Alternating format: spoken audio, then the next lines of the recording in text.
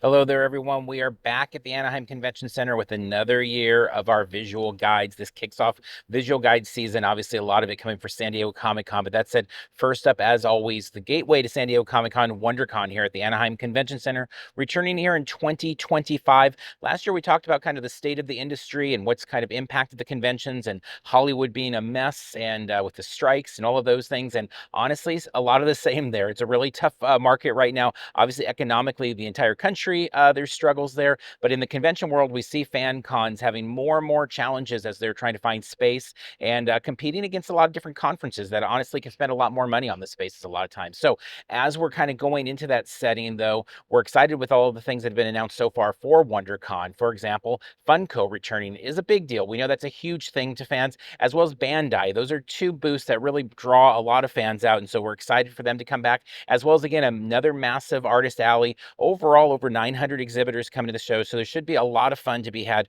We always love WonderCon. It's truly one of our favorite shows of the year. Always looking forward to it. So with that said, let's get going with this visual guide.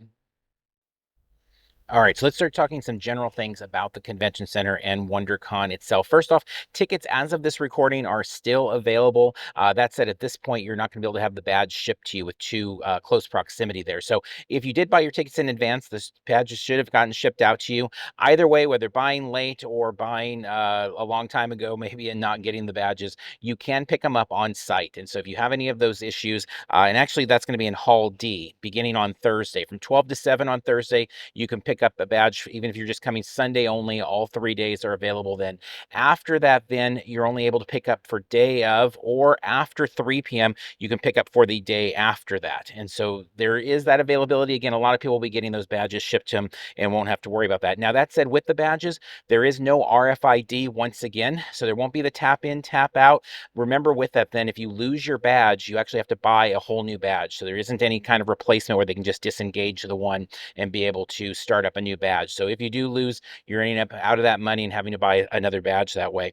Also, in terms of checking in, remember that they have prop policies, cosplay policies in terms of those weapons, and they are having the same, or at least as of the website today as we're recording this, the same policies in terms of where to check in and do all that. So there's going to be 4 locations. It says Grand Plaza outside, inside Hall D near registration, in lobby and B and C, and then also over in the North building, which we'll go over there for the last segment of this video. So 4 different places to check those prop weapons there and make sure that you are in good shape with them. Again, with all of the rules, always make sure to hit the website to make sure you're clear on all of the convention center rules that they have listed there, and specifically, obviously, the WonderCon rules. Last thing for this stop, though, also remember that the Anaheim Convention Center is cashless, meaning that none of the concession stands or any of that will accept any cash. That said, a lot of vendors only take cash. You know, more and more are taking things like Venmo or PayPal or things like that. So generally speaking, at any con these days, we're really making sure we have a card that we can use for the cashless elements, and then cash, because sometimes you can get a better deal that way at some of those booths. So would suggest bringing the cash and the card this time around. All right, let's talk transportation here. We've made our way down by Hall E here because this is the area where drop off. So if you're doing Uber, Lyft, taxi, or any of that, it's going to be down here. I know it's confusing to some because it just feels natural to get dropped off at the front of the convention center, the fountains, all of that over by the Hilton, but that actually isn't a drop off area. So they're going to direct everybody for drop off down here to Hall E. So pick up, drop off here. That said, if you are driving in, you've got a few options. So first off, parking at the convention center is $25. Not a bad price as convention center parking goes these days. That said, it can get really backed up if you're coming at a prime time, particularly on Saturday or Sunday in that kind of, 11, 12-ish area. So your mileage may vary. Definitely suggest following along on social media and looking for those live updates to see what parking might be looking at. Other parking options, Toy Story across the way. That's kind of gone back and forth over the years of how that works, but that's the Disneyland parking that's closest to the convention center. They are actually offering $25 rate. Normally it's $35, but they'll go $25, but there's specific rules here. You have to enter from Harbor Boulevard, so across from the convention center, and let them know that you're there for WonderCon. There's also Garden Walk, which is the kind of little mall off to the side there.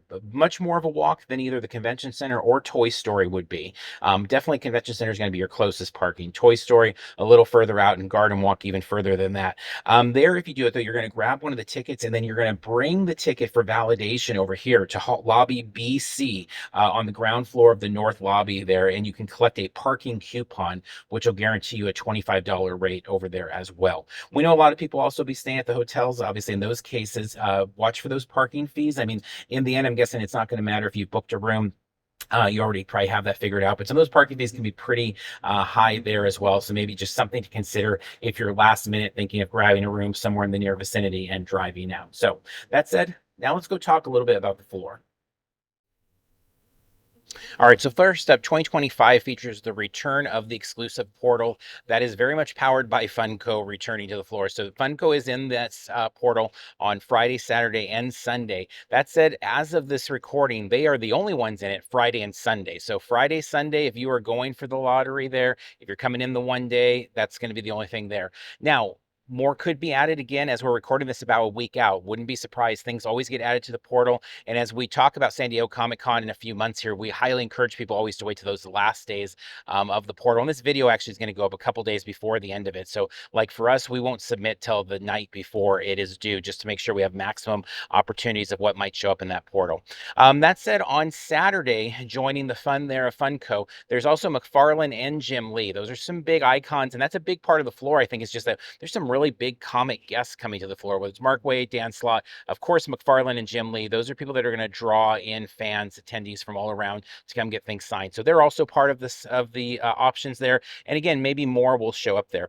Now, the floor, excited for Funko to return, of course, and Bandai. We already spoke about those. One thing to note, no Super 7, at least as of this recording, no Super 7, no IDW, no Fig Pin, and no $7 a pop. So it's unfortunate that those are not going to be part of the scene this year. That said, again, huge artist alley filled with all sorts of talent there. You've got a bunch of other great businesses there as well. You've got Good Smile coming, Jada, Toddland, of course, Toynami, BB Create, and many, many others are going to be on the floor as well. So lots of good options there for shopping. We always love hitting the comics at WonderCon. Definitely, there's not the deals that there might be at some of the smaller shows. Like we were just here at the hotel for Cal Comic Con a month or so ago, and definitely going to find a little bit more options in those ways because it is just a pricier. Whenever you move into the convention center, it's always important to remember that it's very expensive to rent out a convention center. And then as a result, exhibitors have to, help cover that fee there. Obviously, exhibitor space is pricier at a convention center than it is at a hotel show. That said, we still find lots of great deals every year. If you go back and just look in our feed at WonderCon, you'll see all sorts of comic pickups that we made, toy pickups, and things like that over the years. So very excited to get on the floor.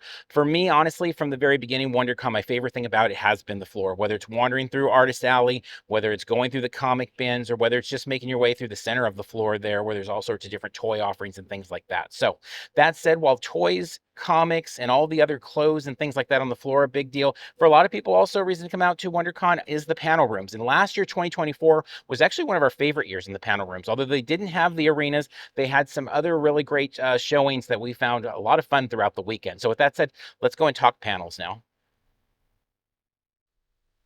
All right, so let's talk panels a little bit. First up, just want to note, as I had said in the previous segment, like we really enjoy panels at WonderCon, and we always have, because to be honest, there's been a really good balance of like good panels that we're really interested in with low wait times. There's just not been the number of panels that require that fight. It's not San Diego Comic-Con where you're planning your entire day around one panel, or at least it hasn't been that experience for us. So for example, last year, Star Trek came with Subspace Rhapsody, that little sing-along thing they did. They have the posters that they gave out from Strange New Worlds, or they started to give out at San Diego Comic-Con. At San Diego Comic-Con, it all broke down in the distribution. Nobody even ended up getting the posters, or at least not that many.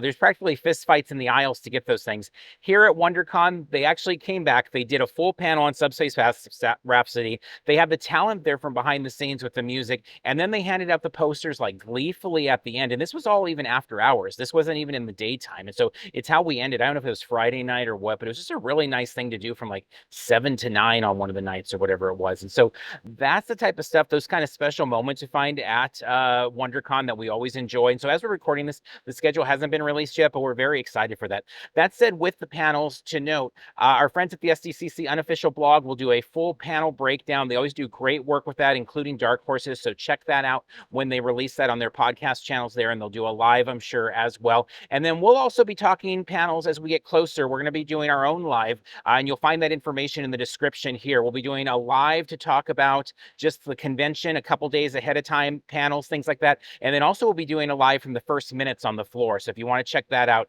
and see what it all looks like as WonderCon 2025 opens up, that will be a thing. So that said, as we do talk about panels, though, one more big thing to know, or maybe two more things to know here. One, for those that haven't been to WonderCon before, it's important to note that they do not clear rooms. We know that's a question, and I know people that only go to Comic-Con international shows sometimes get mixed up in these things, but a lot of conventions out there do clear rooms. We cover a lot of shows every year, and there's not, I wouldn't say it's one way or the other in terms of clearing or not clearing. So it kind of goes, flip a coin on what the show does in terms of panel rooms. But at Comic-Con international shows, meaning WonderCon and obviously SCCC, they do not clear the room. So if you want to see something later in the day and you notice a lot of, popularity in that panel room, it's always important to kind of keep an eye on that, because even though it doesn't require the waits that something like San Diego does, it's possible something could get really jammed up. They don't use the largest panel rooms at WonderCon, so you do have to kind of be careful and keep an eye on that. For example, if a Funko's doing a panel, that could really fill up there. Behind us here, we have the North 200 building here, and you can see that bridge across. So if you do end up at one of the bigger panel rooms, like the 200As, for example, 200B, that's going to make your way across. So you can actually go from inside the convention center up the escalator and walk right across that way, or you can go from the ground floor and enter on this side. Those panel rooms in the past, McFarlane's been in there, as I said, Funko, Bob Gurr, some fun stuff there. And again, really excited to see what's offered for this year. So that said, now let's talk a little bit about the surrounding hotels and some of the food options. All right, let's talk a little bit about people's favorite topic often when it comes to conventions is the food options and things like that. And so first to note, the Hilton and the Marriott, a bit limited in food options. We've talked about that for multiple years now with Star Wars Celebration after the pandemic as well, Designer Con, etc. It's just they've not quite healed up from the pandemic closure. So the food court, for example, at the Hilton, we've not seen it at full power for any convention or on a busy Saturday with Disneyland people here or anything since probably 2019. So there can be really limited options there, although they have done a lot of work in the lobby of the Hilton. They're really making, new carpet, new kind of bar area, reshaping it. So we'll see as we're a couple weeks out from WonderCon of kind of what all comes together, but your mileage may vary in terms of availability of restaurants, food. And I know the biggest thing we found in the area is just a lot of very limited hours, meaning like closing very early, sometimes closing at 5, 6, 7, 8 o'clock where you can't even grab dinner. So Marriott, Hilton may have options there. Now in the center, kind of, if we want to call it the Esplanade, the area between the Marriott and the Hilton, there are food trucks. You can go find the list of the food trucks coming over from Comic-Con, from SCCC blog, etc. there to see what is coming on the way of food trucks and their availability. Just remember with food trucks, obviously they're all small businesses. It does take a little bit longer, and a lot of times it's a little pricier because they are small family-run businesses in many cases. So you have to remember that. We do have a CVS, a Walgreens down here, a Coffee Bean and Tea Leaf. There's a Starbucks in both the Marriott and the Hilton as well. So those need the coffee fixes. Just remember that those places get really busy. The Coffee Bean and Tea Leaf, a little more forgiving here on the outer perimeter down here towards Disneyland. That said, the last with a lot of options behind us here on the other side of that wall there, or a berm of, if you'll have it, is Disneyland Resort. And downtown Disney is a spot where you can grab food, whether it's counter service, restaurants, the Disneyland Hotel as well. Trader Sam's is a favorite for many people there. One thing I would suggest is downloading the Disneyland app. I know that may seem silly if you're not planning to go to Disneyland, but that is really where you're going to find the map, hours, if you're going to be able to book a seat at one of these restaurants that takes those types of reservations. It's kind of hit and miss of who takes advanced seating or things like that requests, but the app is going to help give you that sort of information. So we love just kind of hanging out at the hotels and wandering around. So even if you're just looking for something fun to do, if like the programming doesn't connect for you Friday night or something like that. But again, a lot of changes in the area. We used to, like a Thursday night tradition for us going into WonderCon was the Coco's down the way, and we'd go and take our program and look at what's coming up. It's gone. The building's there, but the restaurant itself is closed. So we've seen a lot of losses in the area, some rebounding. Even downtown Disney itself is changing up some. So that said, there are a lot of options out there, and we'll talk more about those, and we can take those questions when we do our live that week before the convention itself, or I should say a few days before the convention. So you can follow along with us obviously here and on social media. You can find us at X, Twitter, Facebook, Instagram, Blue Sky, Threads. We'll do the best we can. This is the first bigger con we're covering with trying to implement so much social media. So we'll do the best we can. Not sure how much we'll be able to use things like Blue Sky or Threads, but we'll give it a shot. We'll go into the show and give it a shot and see. It'll be a good test for what comes later later in the years. We have some really big cons leading up to San Diego Comic-Con. So that said, we're going to wrap this up now. And until next time, we'll see you in line at WonderCon.